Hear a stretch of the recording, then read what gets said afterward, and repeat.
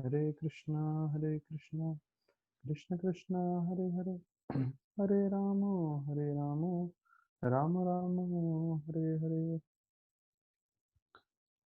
तो सभी भक्तों का स्वागत है। हम लोग ट्राई कर रहे हैं कि हम जितना हो सके समय से स्टार्ट करें और समय पे ख़त्म करें।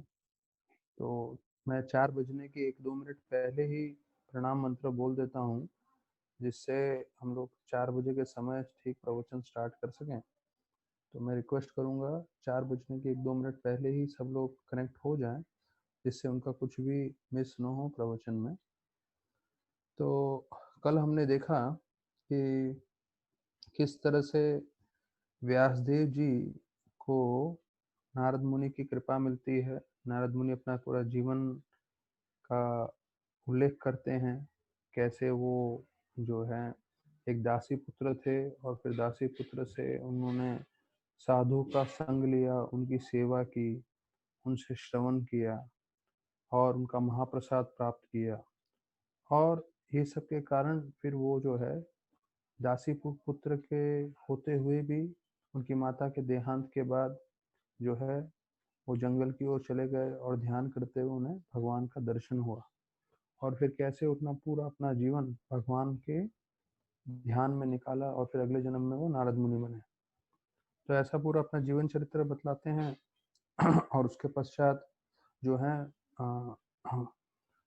व्यासदेव जी को बतलाते हैं कि आप जो हैं असंतुष्ट हैं क्योंकि आपने भगवान का गुणगान नहीं किया। और उनके जाने के बाद बताया जाता है व्यासदेव जी जो है सरस्वती नदी के पास ध्यान करके बैठते हैं और वहाँ पे उनको भगवान के दर्शन होते हैं और माया जो उनके पूरे वश में है उसके दर्शन होते हैं।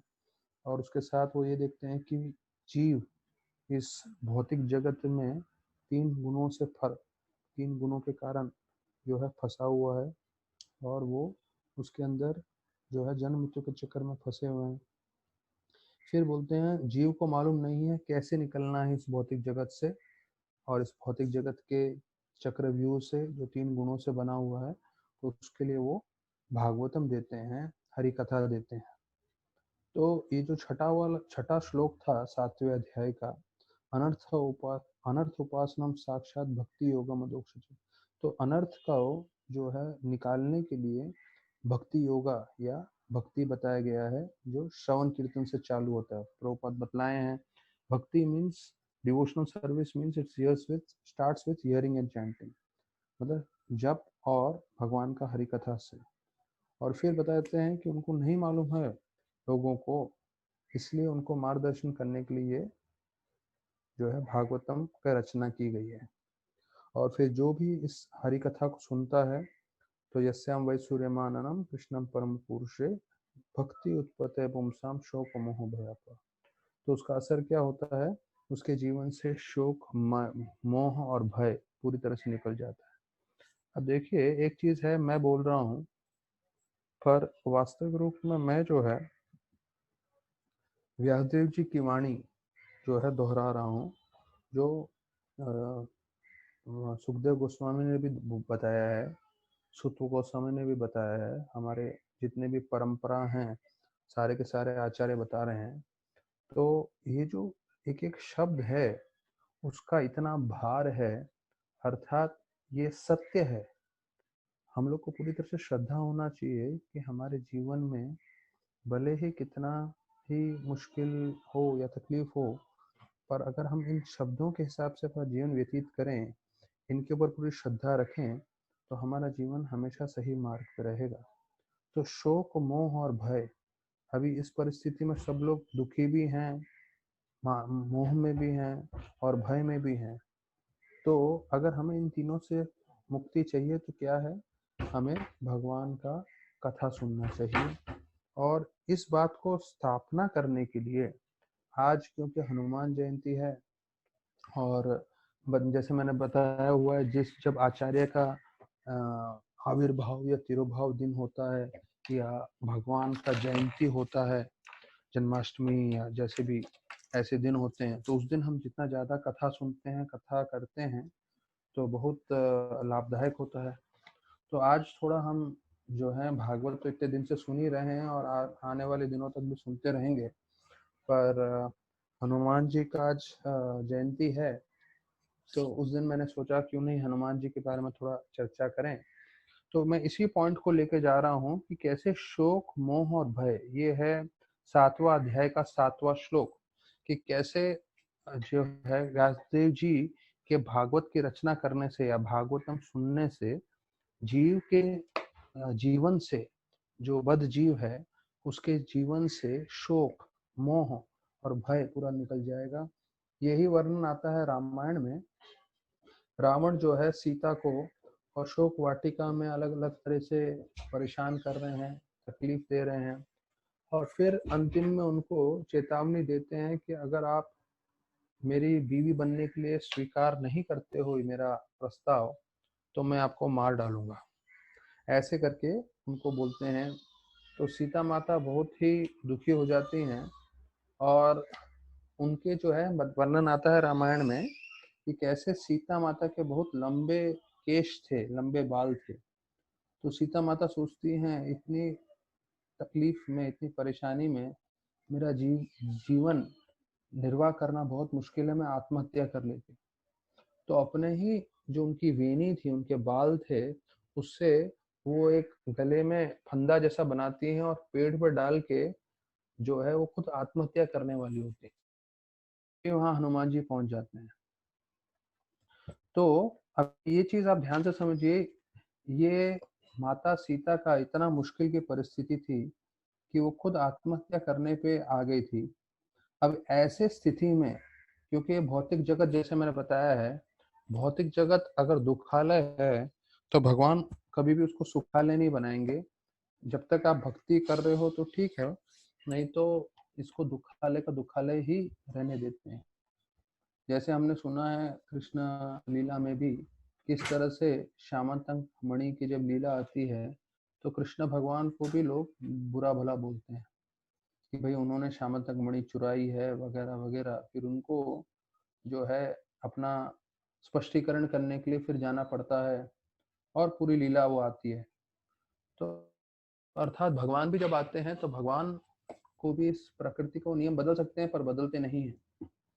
तो यहाँ देख रहे हैं कि सीता माता साक्षात लक्ष्मी देवी है, लेकिन उनको भी इतना तकलीफ झेलना पड़ता है। और इस तकलीफ झेलने के पीछे एक कारणवश है जो आप लोगों को मैं बता दूं। अपने श्री संप्रदाय के आचार्य गण बताते हैं, राम जी ने लक्ष्मण को बोला था आप जो है सीता माता का ध्यान रखें, मैं जरा ये स्वर्णीय हिरण लेकर आता हूँ सीता माता के लिए। तो मारीच जो है, जब राम जी तीर मारते हैं तो रावण और मारीच का उनका ऐसा सोच सा विचार था, मारीच राम की आवाज में हे सीते हे लक्ष्मण बोल के गिरता है। तो लक्ष्मण को तो मालूम है प्रभु श्री राम को कोई हानि नहीं हो सकती, लेकिन सीता माता देखती है कि लक्ष्मण जा नहीं रहे हैं प्रभु राम को बचाने के लिए। तब वो बहुत बुरे बुरे शब्द बोलते हैं लक्ष्मण को, और लक्ष्मण को ये बोलते हैं तुम यहाँ पर इसलिए आए थे कि तुम मेरा भोग करना चाहते थे। तो इतने जो बताया जाता है बुरे वचन बोलते हैं लक्ष्मण को। तो लक्ष्मण वो थे जिन्होंने माता सीता के चरणों के ऊपर भी कभी नहीं देखा था। क्योंकि जब गहने मिलते हैं, जो सीता माता जब रावण उनको अगवा करके लेके जाते हैं, तो जो गहने फेंकती है अपना संपत्ति को देख के, तो संपत्ति जब वो गहने हनुमान जी को देते हैं, फिर हनुमान जी से राम के पास आते हैं तो राम बोलते हैं अरे ये तो सीता के ही गहने हैं, तो ये जो बताए हैं कि लंका में है वो सही है। तो ये सब गहने देखते हुए उसमें कंगन थे, नाक की बाली थी, और बहुत सारे दूसरी चीजें थी। तो लक्ष्मण जी बोलते नहीं, मैं इन सब गहनों को नहीं जानता, सिर्फ पैर के पायल को जानता हूँ, क्योंकि मैंने माता सीता को चरणों से ऊपर कभी देखा ही नहीं 14 साल में।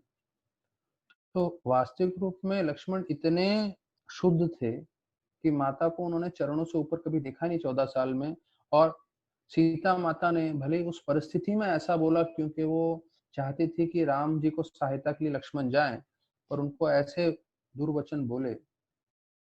तो वर्णन आता है श्री संप्रदाय के आचार्यों के कारण, के द्वारा, कि सीता माता को 1 साल जो है अशोक वाटिका में रह के तकलीफ झेलना पड़ा। क्यों?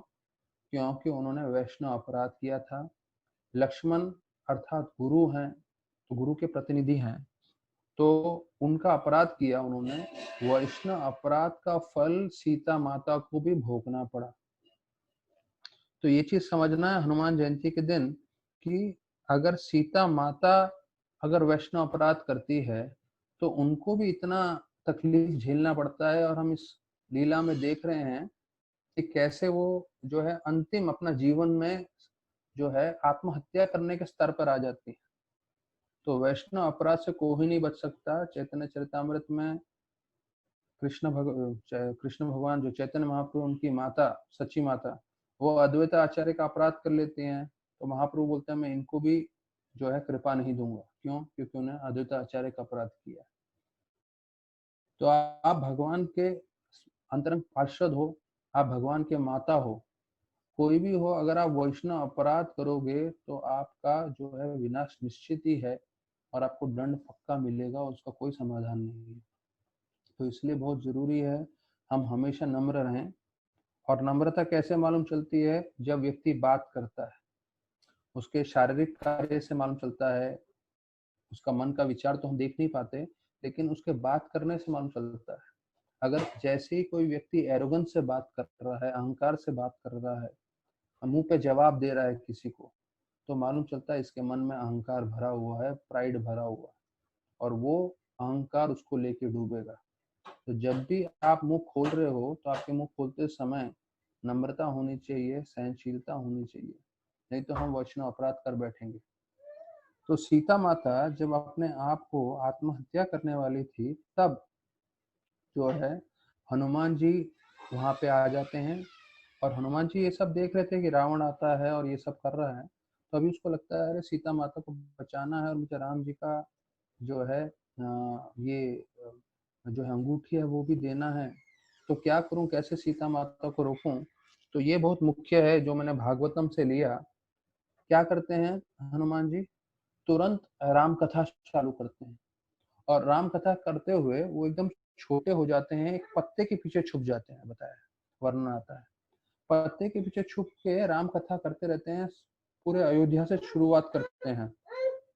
तो वर्णन आता है ये चीज कि कैसे वो राम कथा करते हुए जो है माता सीता का मन पूरी तरह से आकर्षित हो जाता है। और सुनते सुनते इतने हर्षोल्लासित हो जाते हैं, उनके मन से पूरा आत्महत्या का जो उनके मन में जो था विचार पूरी तरह से निकल जाता है। तो देखिए हरि कथा में इतनी शक्ति है, वो कैसे माता सीता का मन भी हर रही है।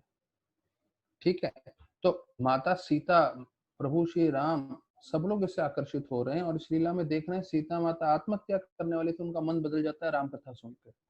तो ये वही चीज लिखा है भागवत में, शोक मोह भयाप सब हट जाएगा जब हम हरि कथा सुनेंगे। तो हमें तपस्या मान के रोज सुनना चाहिए।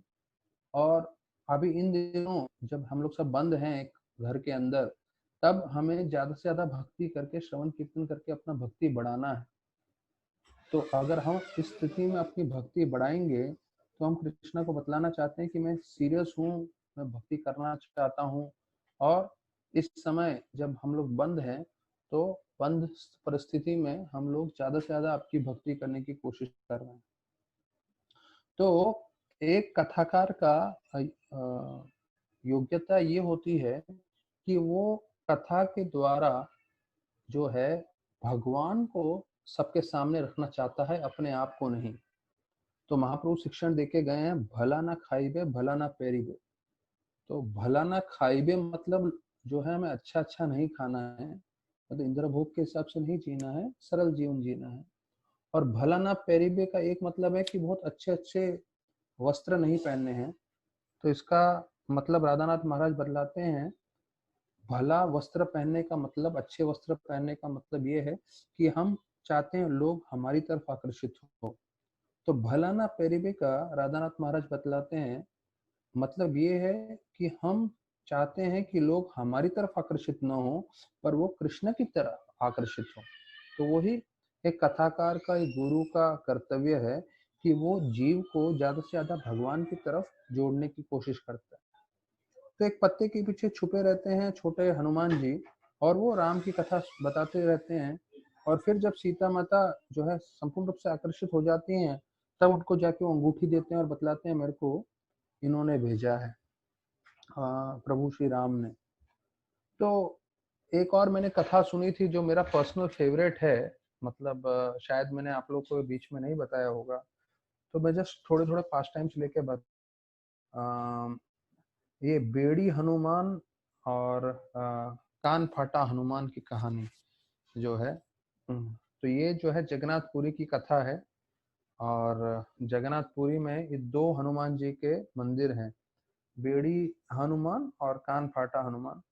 तो पर हम लोग हनुमान जी का रामायण में से भी सुनेंगे, पर जगन्नाथपुरी थोड़ी देर के लिए चले चलते हैं और सुनते हैं वहां पे हनुमान जी ने कैसे सेवा की थी जगन्नाथ जी की। तो एक तो है उनका कान फाटा हनुमान, जो मंदिर के पूरे बाहर उनका विग्रह है। तो उसका एक वर्णन आता है कि जगन्नाथ जी जो है लक्ष्मी देवी को बोलते हैं कि 3 तरह के लोग होते हैं इस दुनिया में। कौन है 3 तरह के लोग? एक होते हैं सुर, सुर मतलब देवता लोग, और दूसरे होते हैं असुर, असुर मतलब जो दानव, और तीसरा कहते हैं ससुर, ससुर मतलब अपने बीवी का बाप। तो बोलते हैं देखो, तुम तो लक्ष्मी हो, तुम तो सागर मंथन से आई हो, तो समुद्र देव तुम्हारे पिता हैं, मतलब मेरे ससुर हैं। अरे वो इतनी आवाज करते हैं, हमें मालूम है समुद्र की लहरों का कितना ध्वनि होता है। तो बोलते हैं वो इतने ध्वनि करते हैं, हमको रात को सोने को भी नहीं मिलता, किस तरह से अपने पिताजी को बोलो कम आवाज करें। तो लक्ष्मी बोलती है ये मेरे लिए संभव नहीं है, मैं समुद्र देव का ध्वनि नहीं रोक सकती। तो फिर बोलते हैं ठीक है। तो हनुमान जी को बैठाते हैं, और उनका विग्रह का नाम है कान फाटा हनुमान, अर्थात वो बड़े कान लेके जितना भी समुद्र की ध्वनि है वो अपने में जो है प्रवेश करा लेते हैं, अपने में रख लेते हैं, और वो मंदिर के अंदर बिल्कुल भी समुद्र का ध्वनि नहीं जाने देते, इसलिए कान फाटा हनुमान जी की स्थापना हुई है। फिर एक बेड़ी हनुमान की कथा आती है जो समुद्र के पास है। तो इसका वर्णन आता है कि कैसे समुद्र देव जो है पहले युगों में बार बार जो है फ्लडिंग करते थे जो है, और फ्लड करके जो है पूरा जगन्नाथपुरी को पानी में रखते हुए जाते थे और जगन्नाथ जी के चरणों का स्पर्श करते थे। जैसे हमने देखा मायापुर में गंगा कितनी बार आती है और जो है राधा माधव के चरणों को स्पर्श करती है वगैरह वगैरह। तो वैसे ही जो समुद्र देव थे वो भी पहाड़ के रूप में आते थे और पूरा का पूरा पानी में डाल देते थे जगन्नाथपुरी मंदिर को और सारे जगन्नाथपुरी को। तो जगन्नाथ जी ने बोला कि भाई ऐसे तो नहीं चलेगा। तो उन्होंने बोला क्या किया जाए? तो उन्होंने बोला चलो हनुमान जी को ये सेवा देते हैं। तो हनुमान जी को समुद्र देव के सामने बैठा दिया और बोला देखो हनुमान जी, आपकी ये सेवा है कि आप जो है समुद्र देव पे नजर रखें कि वो जो है पहाड़ बनकर आए नहीं और जगन्नाथपुरी में जो है हर तरीके से तकलीफ ना करें लोगों को, भक्तों को और इसको। तो हनुमान जी ने बोला अच्छा ठीक है। तो कई दिन हो गए थे, समुद्र देव विचलित हो रहे थे कि अरे मुझे भगवान का संपर्क नहीं मिल रहा, भगवान का स्पर्श नहीं मिल रहा। हम्म, जैसे हम लोग लॉकडाउन में हैं, समुद्र देव को भी लग रहा था अरे मेरे को लॉकडाउन कर दिया है हनुमान जी द्वारा। तो बोले एक तरीका है, मैं इसको हनुमान जी को जो है किसी न किसी तरीके से मैं उनको किसी तरह से यहाँ से हटाने की कोशिश करते हैं। तो समुद्र देव जो है वरुण देव एक बूढ़े व्यक्ति के रूप में आए और बोलने लगे अरे हनुमान जी, अरे आज तो अयोध्या में बहुत बड़ा त्योहार चल रहा है। हाँ, रामनवमी का चल रहा है त्योहार, और वहां पे तो बहुत ही भव्य रूप से 56 भोग का अर्पण हो रहा है। आप यहाँ पे क्या बैठ के कर रहे हो? तो हनुमान जी एकदम सरलता में बोलने लगे अरे मुझे सेवा दिया गया है कि समुद्र देव जो है बाहर करके आए ही नहीं जगन्नाथपुरी में। तो बोले समुद्र तो देव तो शांत बैठे हैं और आप तो हनुमान हो, एक छलांग मारोगे पहुंच जाओगे, उधर भोजन वोजन प्राप्त करो और प्रसाद प्राप्त करो राम जी का, वापस आ जाओ। आपने तो पूरा का पूरा जो है लंका कूदा था, ये तो कुछ नहीं है आपके लिए। तो हनुमान जी भी सोचने लगते हैं सही है, और यहाँ पे बैठे बैठे उनका खाने पीने का भी कुछ प्रबंध था नहीं। तो वो छलांग मारते हैं। तो जैसे ही छलांग मारते हैं वो यहाँ से समुद्रदेव वापस उठ के बाढ़ करते हैं, पूरा का पूरा जगन्नाथपुरी को डुबो देते हैं। तो सब बोलते हैं अरे कहाँ है जो है देवी देवता गण, और जगन्नाथ जी बोलते हैं अरे हनुमान जी कहाँ है, उनको भेजा था वहां पे। तो बोले वो तो गए हैं अयोध्या में, अयोध्या में वो 56 भोग का स्वाद लेने के लिए।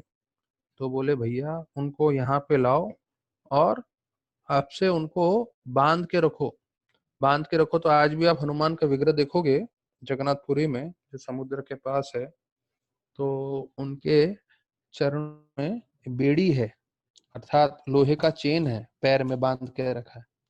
तो लोहे का चेन बांधने का उद्देश्य ये है कि वो कहीं जाए नहीं। और दूसरा हनुमान जी का ये तकलीफ था कि उनको खाने को अच्छा अच्छा मिल नहीं रहा था। तो अब से उस लीला के बाद जगन्नाथ मंदिर में जो जगन्नाथ जी को चढ़ता है पूरा महाप्रसाद, काफी मटकी मटकी भर के हनुमान जी को भेजा जाता है महाप्रसाद के रूप में, कि वो यहाँ वहाँ जाए नहीं प्रसाद खाने के लिए। तो मतलब आप समझ सकते हैं लीला से कि अगर डिवोटी यहाँ वहाँ जाते हैं महाप्रसाद खाने के लिए तो बोनाफाइड है, ये हनुमान जी से चालू हुआ था। फिर एक और ये हनुमान जी का है, जो मैंने सुना था कथा, प्रेम किशोर प्रभु ने बताया था कि कैसे एक बार वाली जो है एक राक्षस को मार के फेंकता है। तो जहाँ फेंकता है वहां पे एक ऋषि के पूरे हवन में वो राक्षस का खून आके गिरता है। तो जो है मार्कंडे ऋषि थे या कौन थे, वो श्राप दे देते हैं कि किष्किंधा क्षेत्र में अगर वाली आएंगे तो उनका तुरंत जो है सर फट जाएगा, उनका अंत हो जाएगा करके ऐसे श्राप देते हैं। तब से जो है वाली कभी किष्किंधा क्षेत्र नहीं आते हैं। और जब उनके और सुग्रीव के बीच में युद्ध हो जाता है तो सुग्रीव वहां पे आ जाते हैं छत्र छाया के लिए, क्योंकि उनको मालूम था कि वाली कभी यहाँ नहीं आ सकते। तो सुग्रीव वहां थे, लेकिन क्या होता था कि दिन में जो है 2-3 समय जब संध्या करने जाते थे वाली, तो वाली जो है हवा से कूदते हुए एक जगह से कोने से दूसरे कोने में जाते थे। तो वो जाते समय बीच में किष्किंधा क्षेत्र में रुकते थे, रुकते थे मतलब वो हवा से आते थे और सुग्रीव के ऊपर ही जो है जोर से कूदी मार के जाते थे और पूरा किष्किंधा क्षेत्र में भूकंप जैसा आ जाता था। तो सारे वानरों को मालूम था, पर कोई भी वानर की इतनी क्षमता नहीं थी कि वो जो है युद्ध कर सके वाली से, और कोई कुछ नहीं कर पाते थे। और फिर हम देखते हैं कि कैसे हनुमान जी आते हैं मदद करने के लिए सुग्रीव को। तो हनुमान जी देखते हैं ऐसा हो रहा है, भूकंप आ रहा है, तो बोलते हैं इसका कारण क्या है कि वाली हर बार दिन में 2 बार 3 बार सुग्रीव के ऊपर कूद के जाते हैं यहाँ से। तो हनुमान जी बोलते हैं ठीक है इस बार मैं देखता हूँ करके। तो हनुमान जी साथ में खड़े रहते हैं, और जैसे तेज गति से वाली आते हैं ऊपर से कूदने के लिए सुग्रीव पे, तो वो सुग्रीव को हटा के वो खुद खड़े हो जाते हैं और पकड़ लेते हैं वाली को। और वाली को जब पकड़ते हैं तो वाली का चरण पकड़ के वो खींच के लेकर आते हैं, लेकर आते हैं, लेकर आते हैं, और बिल्कुल स्पर्श करने वाले होते हैं किष्किंधा क्षेत्र की धरती पे। और वाली को भी मालूम है कि जैसे ही मेरा चरण स्पर्श हो जाएगा तो मेरा अंत हो जाएगा। तो पूरी क्षमता लगा के भी वो हनुमान के पकड़ से छूट नहीं पाते हैं। तो कुछ जो इंच बचे होते हैं तब वो छोड़ देते हैं और वाली एकदम उड़ते हुए हवा में। उसके बाद समझ जाते हैं कि अगर अगली बार मैं आया तो मेरा अंत निश्चित है। तो ये कथा आती है बतलाने के लिए कैसे हनुमान जी वाली को भी जो है पूरी तरह से नम्र कर दिए। तो अगर हम देखें पूरे भारतवर्ष में राम के मंदिर से ज्यादा हनुमान जी के मंदिर है। और हनुमान जी के मंदिर की खास बात यह है कि सारे धर्म वाले लोग हनुमान जी को मानते हैं। भले कोई क्रिश्चियन हो, हम लोग हिंदू तो मानते ही हैं, पर सारे के सारे जो हैं इनको पूजते हैं। तो अ, भगवान हनुमान जी का गुणगान करने का एक उद्देश्य है कि जब हम हनुमान जी का गुणगान करेंगे तो राम की कृपा भी प्राप्त होगी। तो एक हनुमान जी का गुण है कि वो बहुत सेंसिटिव थे। मतलब जो भक्त होता है वो बहुत ध्यान रखता है कि वो बाकी भक्तों से कैसे आदान प्रदान कर रहा है। तो जो है महाप्रभु बताए थे अगर आप सिर्फ 2 चीज करेंगे तो आप भगवत धाम चले जाएंगे। क्या है दो चीज? Attentive chanting and attentive dealing, अर्थात आप ध्यान पूर्वक जप करें और ध्यान पूर्वक वैष्णव के साथ आदान प्रदान करें। क्योंकि जैसे महाप्रभु ने बताया है कि अगर आप वैष्णव अपराध करोगे तो नहीं जा पाओगे, लेकिन अगर आप वैष्णव का सम्मान करते रहोगे जीवन पर्यंत और हरिनाम करोगे तो भगवत धाम जा सकते हो। तो अटेंटिव होना जरूरी है, सेंसिटिव होना जरूरी है।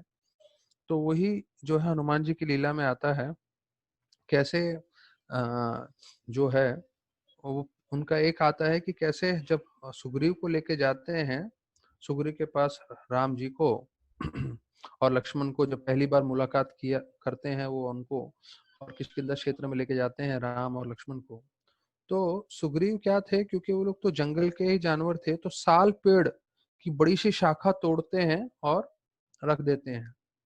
और जैसे ही पहली बार राम जी से मिलते हैं तो हाथ मिलाते हैं सुग्रीव, ये सोचते हैं कि मेरा ये मित्र है। क्यों? मेरा भी राज्य चला गया, राम का भी राज्य चला गया, मेरी बीवी भी नहीं है, इनकी बीवी भी नहीं है, मैं भी दुखी हूँ, ये भी दुखी है। तो ऐसा सोच के लगता है ये मेरे समान ही है, पर जो है वो ये समझ नहीं पाते सुग्रीव कि ये पूर्ण पुरुषोत्तम भगवान है। और जैसे ही हाथ मिलाते हैं तो हनुमान जी देख के समझ जाते हैं, बोलते हैं अरे ये गलती कर रहे हैं, इनको चरणों में बैठना चाहिए, पर ऐसा नहीं कर रहे वो।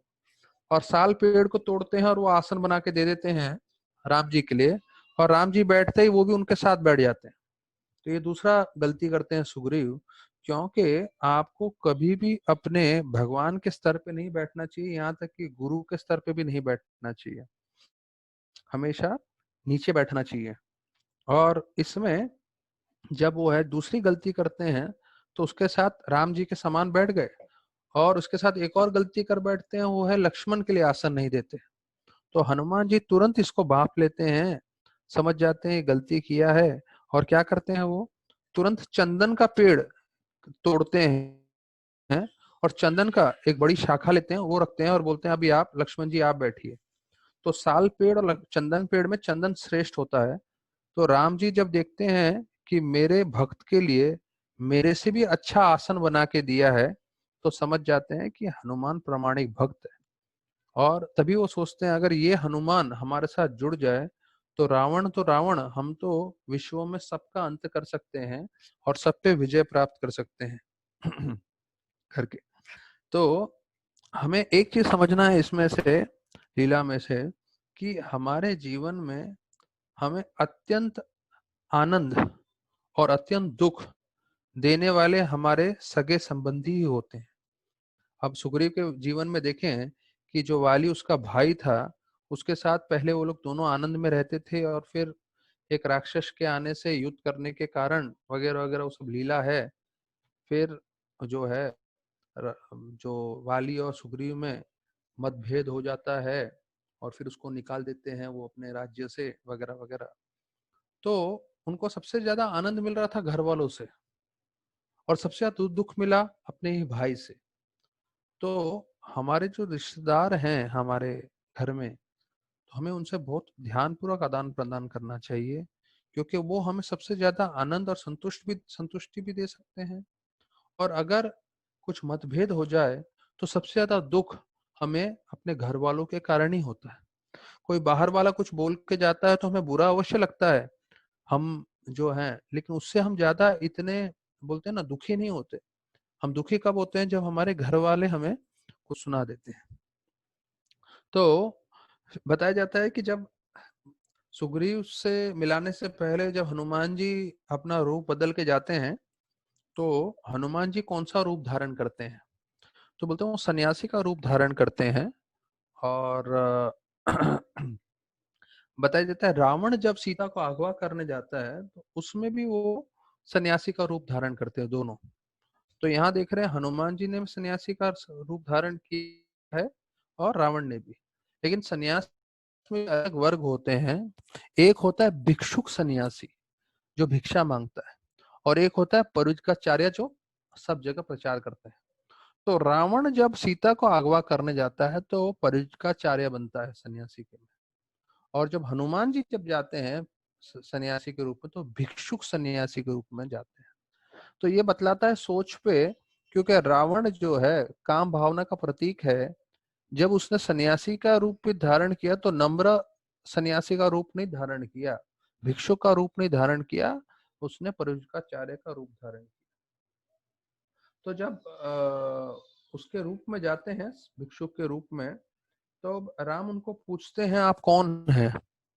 तो एक गलती करते हैं हनुमान जी, वो बोलते हैं मैं सुग्रीव का दास हूँ।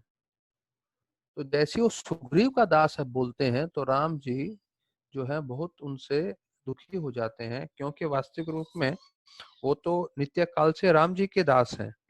तो हमें ये चीज ध्यान रखना है कि हम सिर्फ भगवान के दास हैं। और तो जैसे वो ये संबोधित कर देते हैं कि मैं इनका दास हूँ, तो भगवान इतने जो है नाराज हो जाते हैं। वो लक्ष्मण को बोलते हैं लक्ष्मण जो है आप इनके साथ वार्तालाप करें, मेरे को उनसे वार्तालाप नहीं करना है। और ऐसे करते हुए 4 महीने तक राम जी हनुमान जी से बात नहीं करते हैं। राम जी को जब भी बात करना था हनुमान जी से, वो लक्ष्मण के द्वारा बात करते हैं।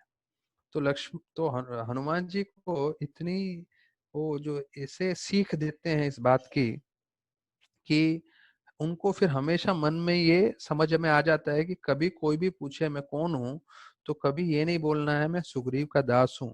यहाँ तक कि रावण जब पूछते हैं आप कौन हैं, तो बोलते हैं दासो हम कौशल्य इंद्रस्य, अर्थात कि मैं राम जी का दास हूँ।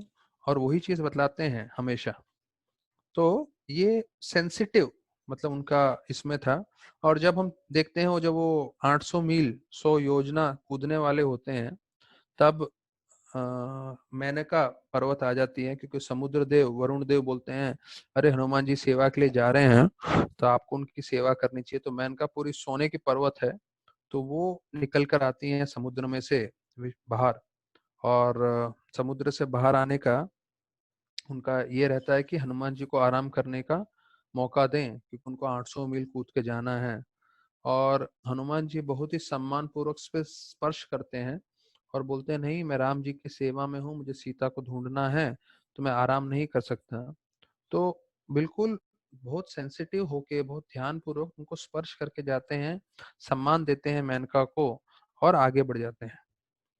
तो ये उनके कुछ लक्षण हैं। आगे बताया जाता है सिमिका जो है, सिमिका उनको मिलती है तो, और सुरसा भी मिलती है। तो उसके बारे में भी वर्णन आता है कि कैसे सुरसा और सिमिका उनको रोकने की कोशिश करते हैं।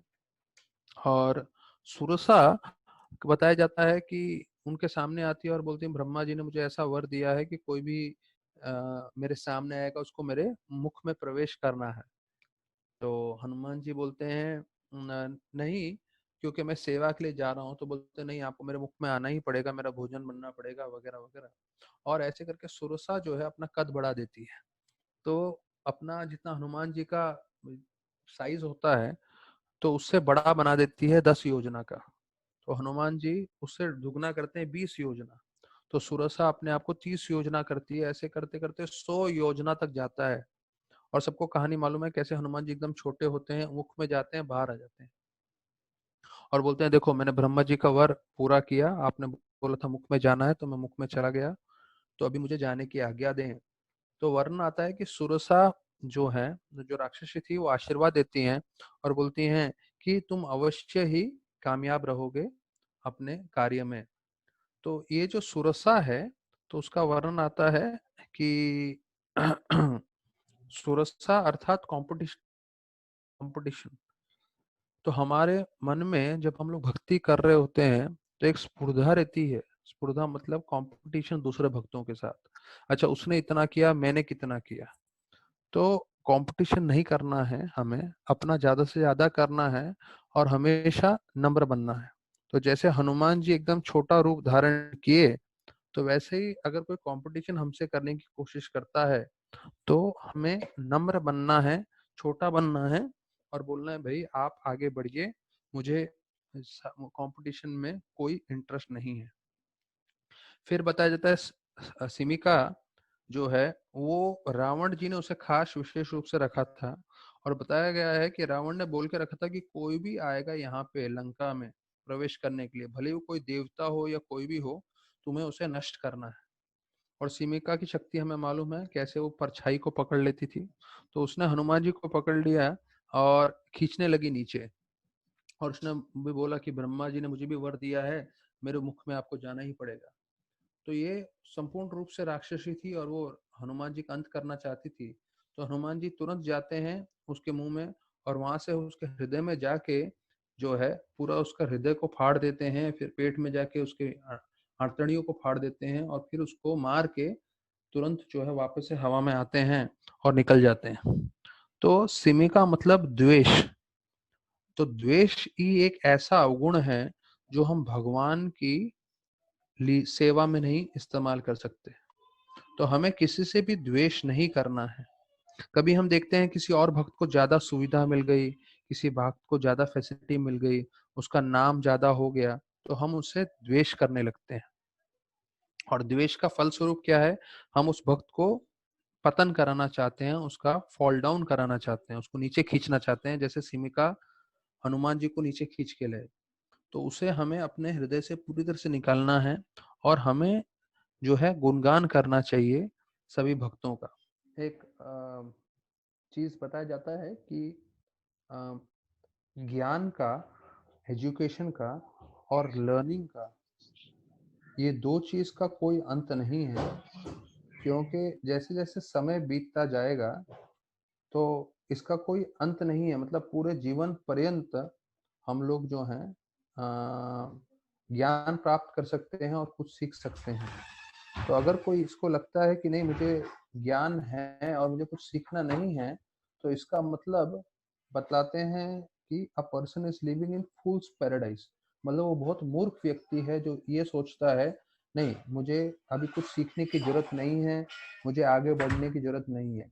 वास्तविक रूप में देखा जाए तो हर एक को ज्ञान प्राप्त करना है, आगे बढ़ना है। भले वो राम कथा है, भले वो भागवतम है, और ये जीवन पर्यंत हमें आगे बढ़ते रहना है, सीखते रहना है। तो बताया जाता है लक्ष्मण और वानर जब इसने इंद्रजीत के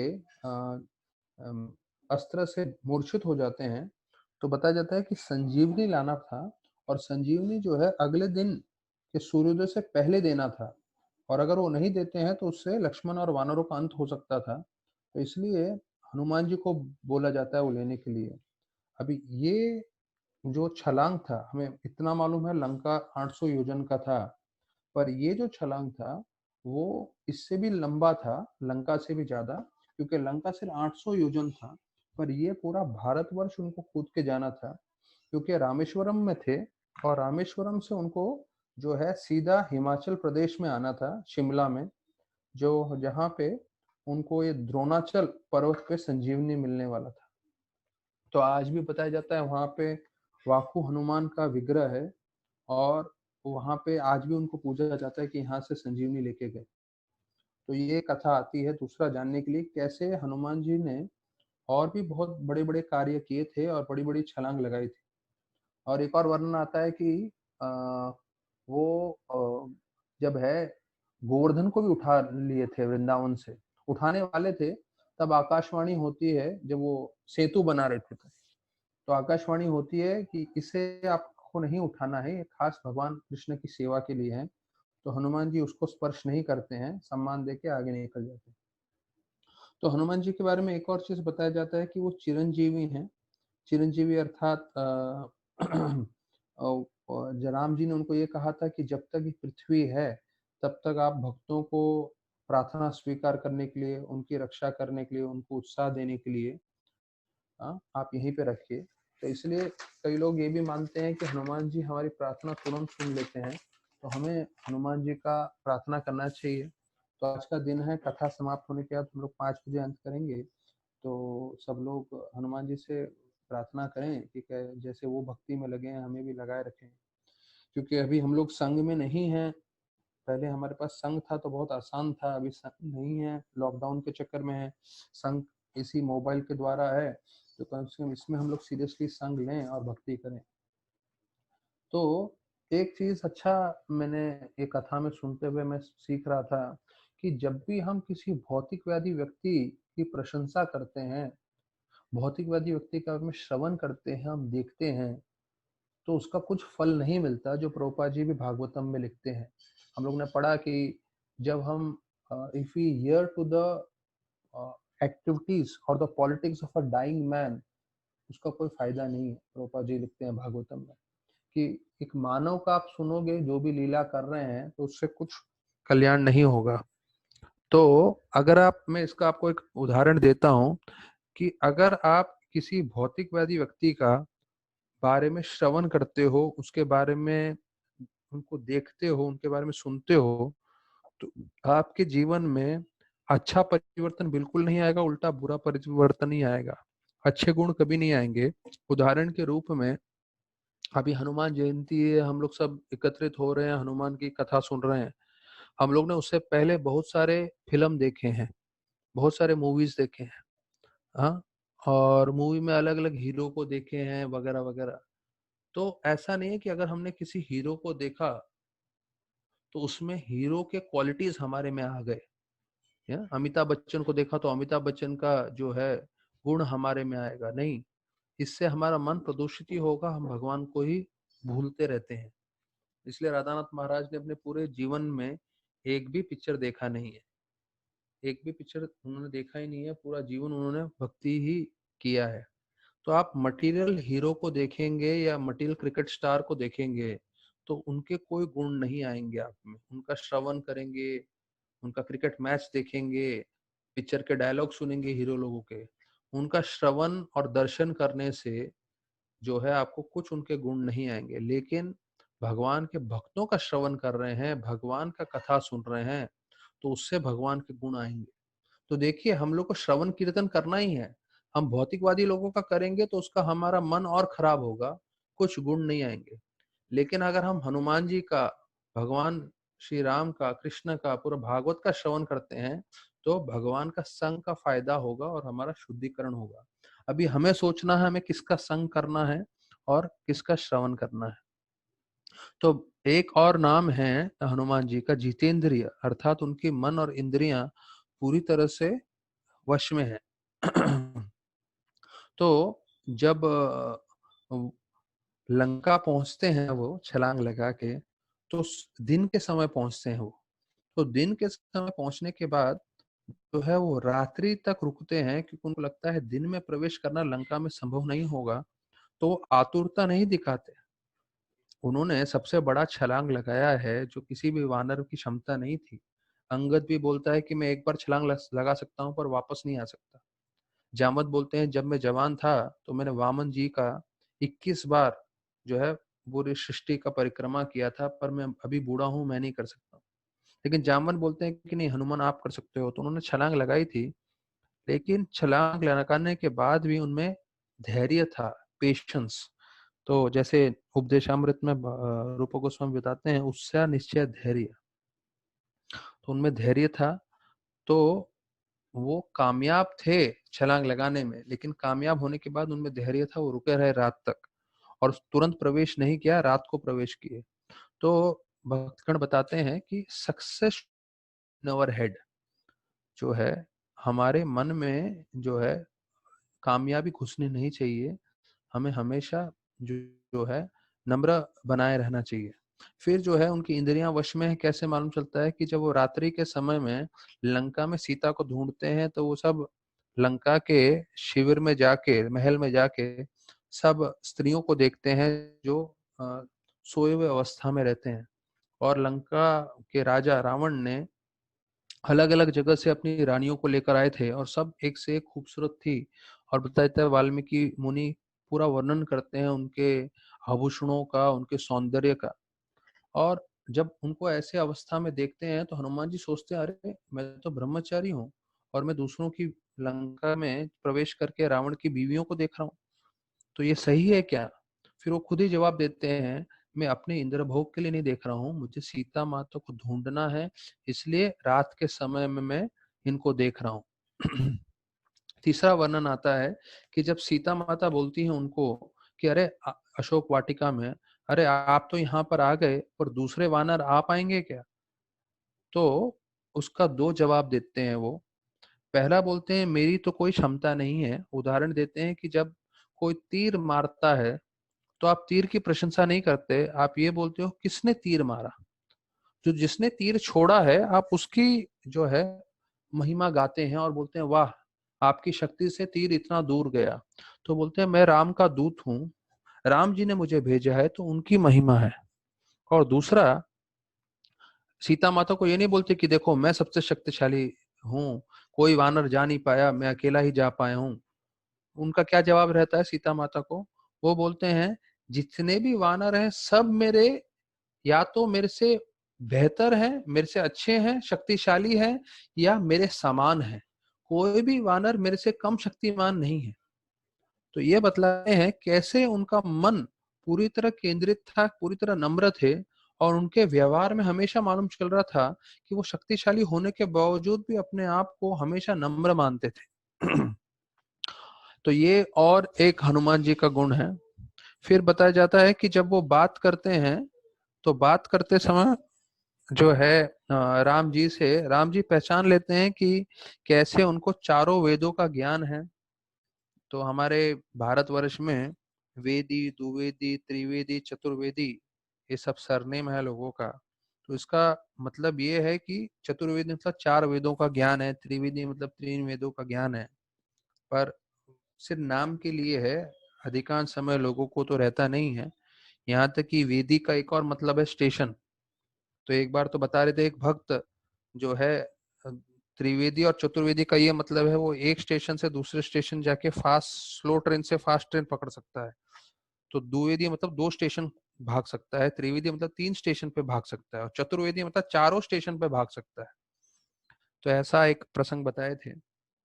तो उनको चारों वेदों का ज्ञान था हनुमान जी को। और जो है राम जी उससे उनसे जो है उनको अच्छा लगा हनुमान जी से मिलके, तो उन्होंने लक्ष्मण को बता दिया कि ये हमारे साथ जुड़ने चाहिए करके। ऐसे करके पूरा वर्णन करते हैं राम जी। तो वो सूर्य इसके वायु के पुत्र थे। और उनका एक और बताया जाता है कि कैसे वो एक बार उनकी माता अंजनी माता उनको सिखाती हैं कि अगर आपको फल खाना हो, ये उनके बाल लीला की बात है, अगर आपको फल खाना हो तो आपको जो है लाल वाला फल देख के खाना चाहिए। और हनुमान जी को भूख लगने लगता है तो तुरंत छलांग लगाते हैं सूर्यदेव को खाने के लिए। तो सूर्यदेव को खाने के लिए वो जाते हैं, तो सूर्यदेव को वास्तविक रूप में वो पकड़ के मुंह में डाल देते हैं लाल फल समझ के। तो उस वक्त राहु जो है उनका समय था, राहु को ग्रहण करना था, सूर्य ग्रहण करना था, उनका समय था खाने का। तो वो काले रूप में आते हैं ग्रहण करने के लिए, तो देखते हैं सूर्य नहीं है। हनुमान जी देखते हैं अरे ये अच्छा है, इसको भी पकड़ लेते हैं, इसको भी मुंह में डाल देते हैं। तो पूरे सृष्टि में सूर्य नहीं होने के कारण सारे देवता विचलित हो जाते हैं, सब इंद्र के पास जाते हैं। तो हमें कथा मालूम है कि इंद्र कैसे ऐरावत पे आते हैं देखने के लिए क्या हुआ है, कौन वानर है। तो ऐरावत को देखते हैं तो उनको लगता है ये सफेद फल है, तो ऐरावत को खाने के लिए जाते हैं। तो इंद्र एकदम घबरा जाते हैं, और फिर वो जो है उनके दुड्डी अर्थात हनु, हनु मतलब जो हमारे होंठों के नीचे का भाग होता है उस पे वो वज्र का प्रहार करते हैं, जिससे वो मूर्छित होकर गिर जाते हैं। और वायुदेव उनको रास्ते में पकड़ लेते हैं और उनको एक गुफा में ले जाते हैं। तो उनका नाम पड़ता है हनुमान, अर्थात जिनके हनु पे आक्रमण किया, उनके जो है चेहरे पे यहाँ पे नीचे आक्रमण किया था इंद्र ने, तो उनका नाम पड़ा हनुमान। तो वायुदेव इतने क्रोधित हो जाते हैं, वो पूरा का पूरा वायु को रोक लेते हैं पूरे सृष्टि में। तो सब ब्रह्मा के पास जाते हैं, तो ब्रह्मा जी बोलते हैं एक ही तरीका है, सब को उनको वर देना पड़ेगा हनुमान जी को। तो जब वर देंगे, आशीर्वाद देंगे, तो हनुमान जी जागृत हो जाएंगे और वायुदेव भी जो है वायु सब जगह प्रसारण करेंगे। तो वर्णन आता है वापस से कि कैसे ब्रह्मा जी उनको वर देते हैं कि कोई तुम्हें मार नहीं पाए, ये जगत के जितने भी नियम है उससे तुम परे रहोगे। सूर्यदेव बोलते हैं कि आपको अग्नि कभी जला नहीं पाएंगे, और आपको जो है सभी वेदों का ज्ञान होगा। और ब्रह्मा जी उनको एक मोती का नेकलेस देते हैं, गले में माला, और बोलते हैं ये मोती नहीं है, डायमंड्स का माला है। इसकी एक योग्यता ये रहेगी कि सिर्फ तुम्हारे गुरु इसको देख पाएंगे। तुम्हारे गुरु अर्थात तुम्हारे स्वामी जिनकी तुमको सेवा करनी है, उसके अलावा कोई नहीं देख पाएंगे। तो ये डायमंड्स की माला उनके गले में पहनाते हैं और बोलते हैं कोई नहीं देख पाएंगे सिवाय तुम्हारे स्वामी के, और जब तुम्हारा स्वामी इनको देखेंगे तब तुम समझ जाना ये तुम्हारे स्वामी है और तुम्हें उनकी सेवा करनी है। तो जब ये भिक्षुक बन के जाते हैं राम लक्ष्मण के सामने, तो राम जी देख के बोलते हैं अरे आप भिक्षुक हो पर आपने इतने महंगे हीरे या मोतियों की गले में माला पहन के रखी है। तो हनुमान जी बहुत प्रसन्न हो जाते हैं, बोलते हैं ये है मेरे स्वामी, क्योंकि उन्होंने ये इतनी मेरे गले की माला देख ली है करके। तो जबकि वो वहां लक्ष्मण नहीं देख पाते हैं, तो उसके बारे में वर्णन आता है।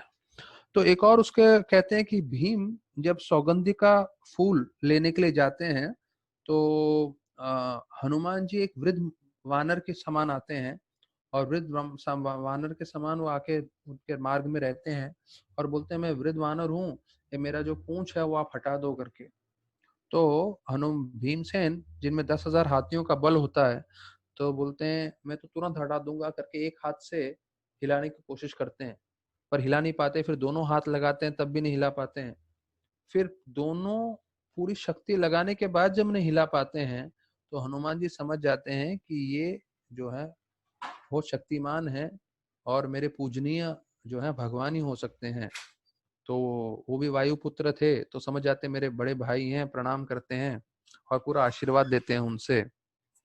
तो हनुमान जी बोलते हैं मैं तुम्हें आशीर्वचन देता हूँ और युद्ध में मैं तुम्हें मदद करूंगा, क्योंकि मैं अर्जुन के रथ पे रहूंगा, और जब भी तुम चिल्लाओगे तो तुम्हारे चिल्लाने के साथ मैं भी चिल्लाऊंगा, और सामने वाले कौरवों के मन में जो है मैं जो है कंपन कर दूंगा करके ऐसा वर्णन करते हैं। तो फिर उनका और जो है वर्णन आता है अलग अलग इसमें लीलाओं में, कि कैसे बचपन में वो बहुत ही इतनी शक्तियां प्राप्त करने के बाद बहुत शैतानी करने लगते हैं। जब भी ब्राह्मण कोई गायत्री कर रहे हैं तो उनके पैर खींच लेते हैं, दाढ़ी खींचते हैं। जब कोई स्नान करने जा रहा है तो उनके कपड़े छुपा देते हैं, चोरी कर लेते हैं। और एक बार तो इतना होता है कि एक साधु जो महाराज हैं, वो रात को उनको जो है शौचालय जाना था। तो पहले जमाने में शौचालय घर के अंदर नहीं होता था, बाहर होता था। तो जैसे ही दरवाजे से बाहर निकलने की कोशिश करते हैं, तो देखते हैं शेर को बांधा था उनके द्वार पे। तो शेर को द्वार पे बांधा है, तो डर के मारे दरवाजा बंद करते हैं, अंदर चले जाते हैं। फिर पीछे के द्वार से निकलने जाते हैं, तो पीछे के द्वार पे ही पागल हाथी को बांध के रखा था। तो वो सोच नहीं पाते अभी क्या करें, क्योंकि उनको अभी आपको मालूम है जब शौचालय जाना है प्रेशर आता है तो क्या होता है। तो दोनों द्वार पे एक जगह शेर और दूसरी जगह पागल हाथी है, तो निकल ही नहीं पाते। तो उनको जो है जब प्रेशर आने लगता है तो जोर से पीड़ा पीड़ा में रहते हैं और चिल्लाने लगते हैं, और खिड़की में से देखते हैं कि हनुमान जो है लोटपोट हो रहे हैं आनंद में, ये देखने के लिए कैसे मैंने इन साधु महाराज को घर के अंदर ही बंदी बना दिया। तब वो साधु हैं उनको श्राप देते हैं कि तुम्हारी जितनी भी शक्तियां तुम भूल जाओ, जब तुमको कोई याद दिलाएगा तब तुम जो है आपको वापस से स्मरण शक्ति आ जाएगी। फिर बताया जाता है कि उनको ज्ञान प्राप्त करने के लिए वो सूर्यदेव के पास गए हनुमान जी। तो सूर्यदेव ने बोला कि भाई आप बहुत थोड़ी देर से आए हो, मेरे रथ पे 60,000 साधु बैठ सकते हैं, जो बैठ चुके हैं। 60,000 60,000 साधु लोग आ चुके हैं। तो अभी जो है मेरे रथ पे कोई स्थान नहीं है आपके लिए। तो हनुमान जी बोलते हैं कोई बात नहीं, मैं बाहर उड़ते उड़ते आपसे ज्ञान प्राप्त करूंगा। तो बताया जाए जितना भी वेदों का ज्ञान प्राप्त किया उन्होंने सूर्य देव से, वो उन्होंने उड़ते उड़ते ज्ञान प्राप्त किया। और यहाँ तक कि वो उड़ते उड़ते उनको लगा कि मैं अपने गुरु सूर्यदेव को देख नहीं पा रहा हूँ, तो वो उल्टा उड़ने लगे जिससे वो सूर्यदेव को देख सकें। और ऐसे सुनते हुए उन्होंने पूरे शास्त्रों का ज्ञान लिया और एक बार भी कुछ भूले नहीं, पूरा उनको स्मरण था। और गुरु दक्षिणा में उन्होंने, क्योंकि जो भी ज्ञान होता है कभी भी ज्ञान बिकता नहीं है, ये शास्त्रों का मर्म है। अगर आपको प्रामाणिक ज्ञान चाहिए, knowledge is not for sale. हम बेचने के लिए नहीं करते, और बेचें तो उसका मूल्य नहीं रहता। तो हनुमान जी को ज्ञान मिला तो उसके लिए फीस नहीं भरना पड़ा। ये जो सिस्टम चल रहा है सोसाइटी में, ये पूरा ब्रिटिशर्स का बिगड़ाया हुआ सिस्टम है पूरा, जो पूरा भारत फॉलो करता है, क्योंकि ज्ञान वास्तविक रूप में फ्री ऑफ कॉस्ट रहता है, वो देते हैं। फिर एक शिष्य के ऊपर होता है कि शिष्य आदान प्रदान कैसे करना चाहता है। तो बोलते हैं कि गुरु दक्षिणा में क्या चाहिए, तो फिर वो बोलते हैं ठीक है, आप एक काम करो, सुग्रीव मेरा पुत्र है, उसको आप रक्षा करें, उसके आप सेवा करें। और फिर हमें कथा मालूम है कैसे सुग्रीव के साथ हनुमान जी पूरा समय जुड़ जाते हैं। फिर बताया जाता है कि अ, हनुमान जी का भक्ति तो सबको मालूम ही है।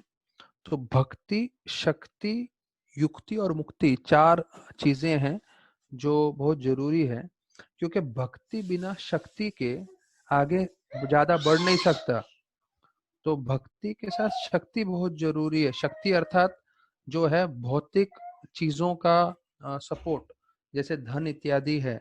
अगर आप चाहते हैं भक्ति को आगे बढ़ाना है तो धन इत्यादि या रिसोर्स की जरूरत पड़ती है। जैसे प्रभुपाद बोले, India Indian spiritual culture and western wealth, अगर ये दोनों चीज मिल जाए, भारत की भक्ति और अमेरिका का धन, तो पूरे विश्व का कल्याण हो सकता है। तो प्रभुपाद दूसरा उदाहरण भी दिए थे, India is like lame person and America is like blind person. मतलब भारत अपंग है और अमेरिका अंधा है, तो अंधे व्यक्ति के समान है। तो अगर अंधा व्यक्ति अपंग व्यक्ति को अपने कंधे पे बिठा देगा तो दोनों मिलके जा सकते हैं। तो उसी प्रकार से हमारे पास धन इत्यादि नहीं है इतना ज्यादा, लेकिन हमारे पास ज्ञान है। तो ये ज्ञान को अगर शक्ति मिल जाएगी तो इस शक्ति के द्वारा पूरे विश्व भर में प्रचार हो सकता है। उसके लिए युक्ति लगती है, युक्ति मतलब स्ट्रेटेजी। और ये तीन चीज आ जाए तो मुक्ति होना जरूरी है। मुक्ति मतलब लिबरेशन नहीं, मुक्ति मतलब हमें अहंकार की भावना नहीं रहनी चाहिए, तो नम्रता होना जरूरी है। ये वापस से इसका प्रसंग आ रहा है, ठीक है। तो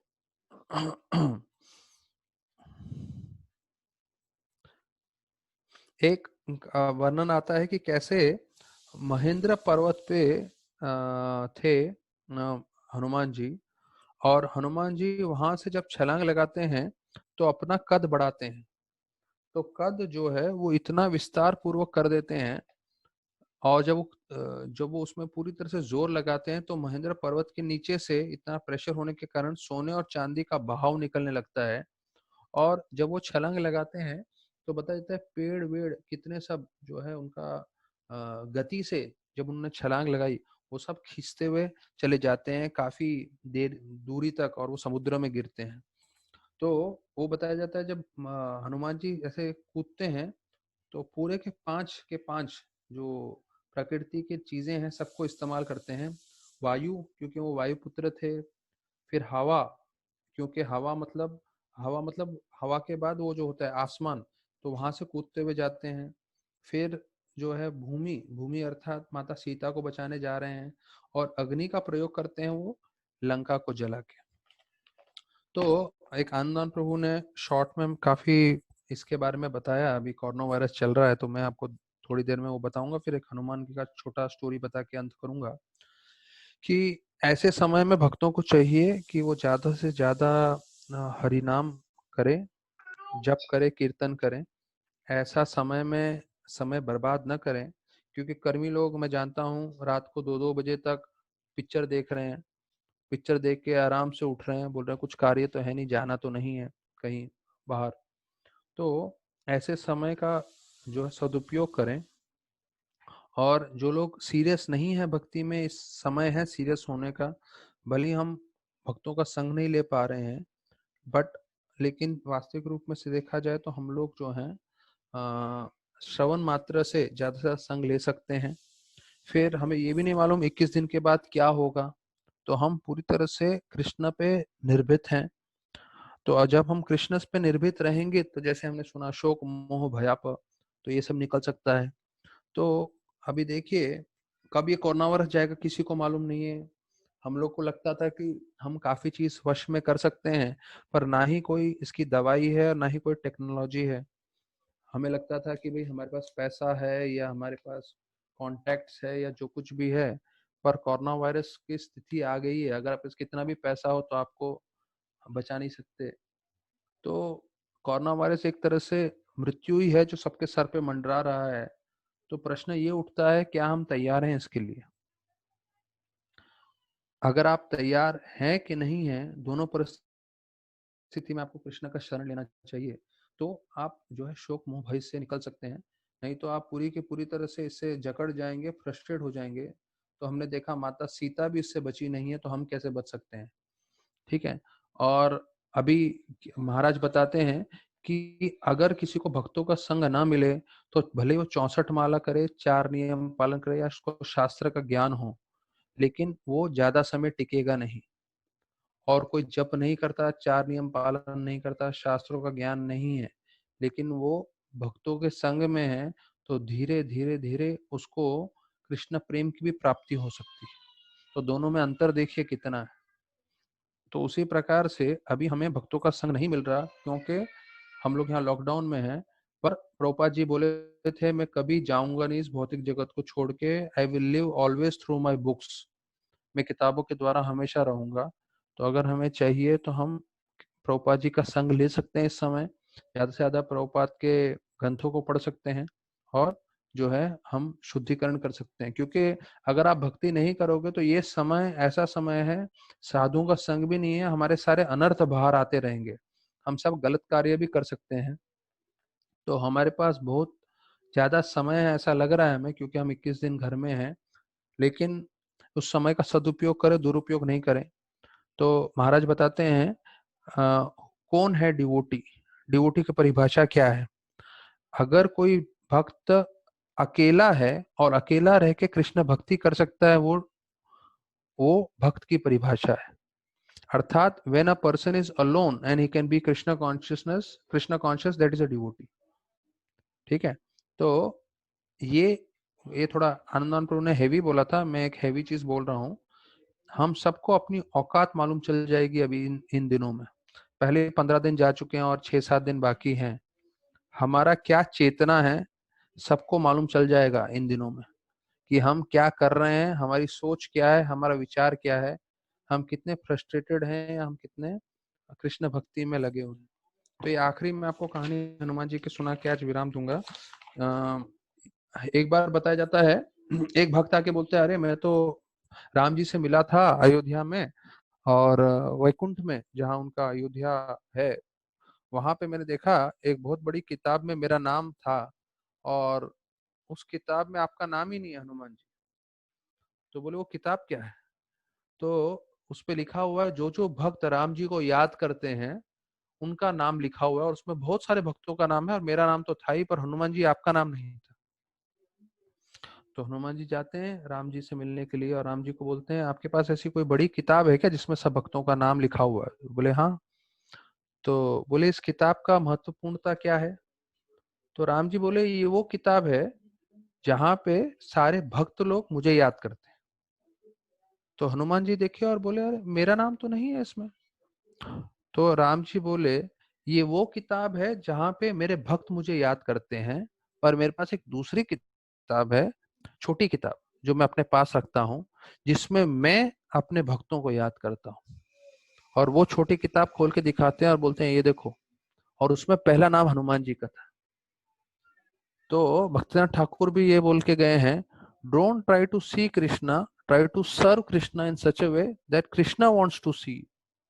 अर्थात हमें उस तरह से सेवा करना चाहिए जिससे भगवान हमें देखने के इच्छुक रहें।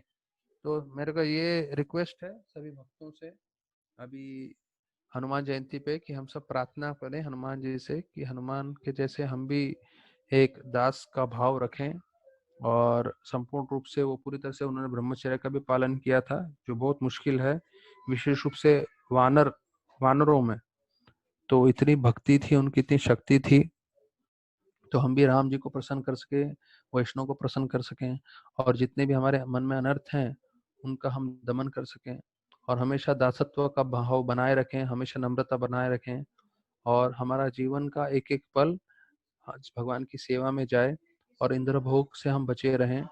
और इस प्रार्थना के साथ आज का प्रवचन को विराम देंगे, और कल हम भागवतम में 7वां स्कंद से फिर कंटिन्यू करेंगे। अभी 5 से 6 गौरांग प्रभु का भी हनुमान जयंती पे प्रवचन चल रहा है, जो भक्तों को सुनना है वो सुन सकते हैं। बहुत बहुत धन्यवाद। हरे कृष्णा।